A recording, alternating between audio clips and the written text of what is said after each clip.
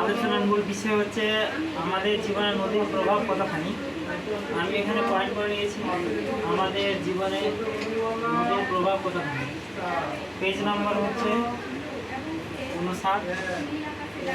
তো সবার প্রথমে আমরা এখানে আলোচনা করব নদী সুফল, আর এখানে আমরা আলোচনা করব নদীর সুফল।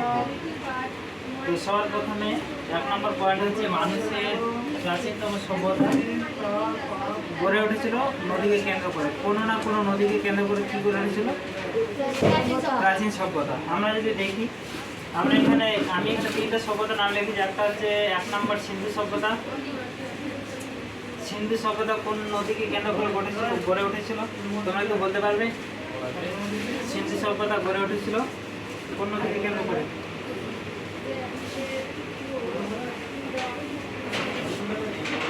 সিন্ধু নদীর তীরে গড়ে উঠেছিল সিন্ধু সভ্যতা। কোন নদীর তীরে? সিন্ধু নদীর তীরে। সিন্ধু নদীর তীরে গড়ে উঠেছিল সিন্ধু সভ্যতা। তারপরে মিশরীয় সভ্যতা কোন নদীর তীরে গড়ে উঠেছিল? নীল নদ। নীল নদের তীরে গড়ে উঠেছিল মিশরীয় সভ্যতা। সুমেরীয় সভ্যতা কোন নদের তীরে গড়ে উঠেছিল? সুমেরীয় সভ্যতা কে বলতে পারবে? কেউ না? বইটাতে দেখো কি আছে।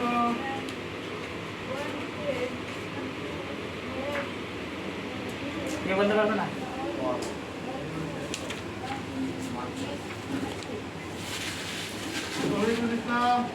টাইগ্রিস ও ইউফ্রেটিস নদীর তীরে গড়ে উঠেছিল সুমেরু সভ্যতা।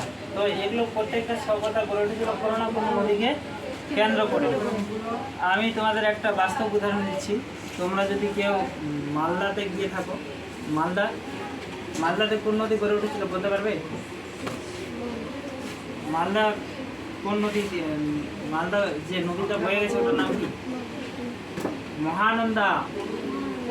মহানন্দা নদীর নাম শোনি? হ্যাঁ, শুনেছো? তো এই মহানন্দা নদীর তীরে কোন শহর গড়ে উঠেছে? মালদা শহর গড়ে উঠেছে। রায়গঞ্জ শহর কোন নদীর তীরে গড়ে উঠেছে? কুলিক নদীর তীরে গড়ে উঠেছে।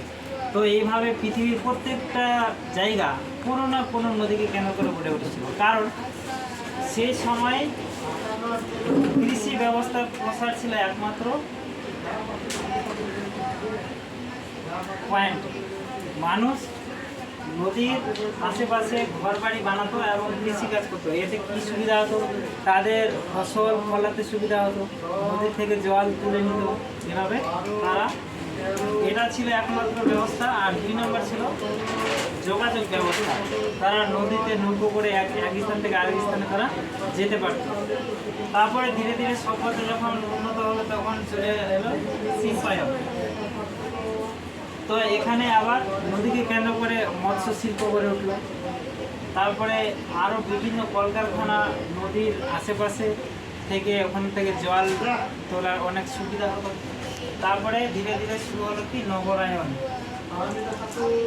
নদী তীরে তখন নগর সভ্যতার সূত্রপাত হলো। সেখানে শুরু হলো বিশাল বড় বড় বাড়ি। তারপরে বাজার ঘাট সব কিছু তৈরি হলো এইভাবে। তারপরে হচ্ছে এখন বর্তমানে নদীকে নিয়ন্ত্রণ করার জন্য কী হয়েছে? নদীতে বাঁধ দেওয়া হয়েছে। তো এটা হচ্ছে আমাদের জীবনে নদীর প্রভাব, যেগুলো হচ্ছে আমরা উপভোগ করেছি। এটা হচ্ছে সুফল। আর এখন হচ্ছে কুফল হচ্ছে বন্যা। তো এই যে বন্যা নিয়ন্ত্রণের জন্য আমরা কি করেছি? নদীতে দিয়েছি বাঁধ। তো এর ফলে কি হচ্ছে? আমাদের নদীর মধ্যপ্রবাহে জল বেড়ে যাওয়াতে তখন বন্যার প্রকোপ সৃষ্টি হচ্ছে। বিভিন্ন বাড়ি ঘর ধ্বংস হয়ে যাচ্ছে এই বন্যার কারণে।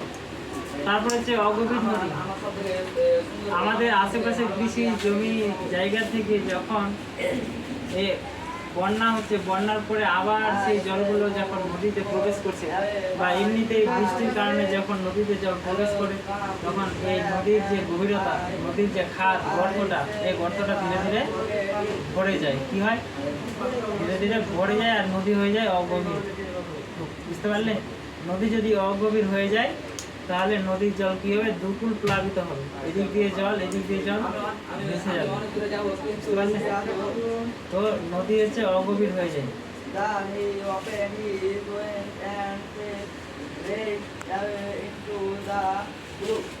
তারপর হচ্ছে বর্জ্য পদার্থ। তো এটা হচ্ছে সবচেয়ে বেশি মারাত্মক একটা ক্ষতি, যখন কৃষি জমি থেকে জল, কীটনাশক যা আমরা হচ্ছে স্প্রে করি জমি জায়গা থেকে, সেই জলগুলো কোথায় গিয়ে মেশে? নদীতে গিয়ে মেশে।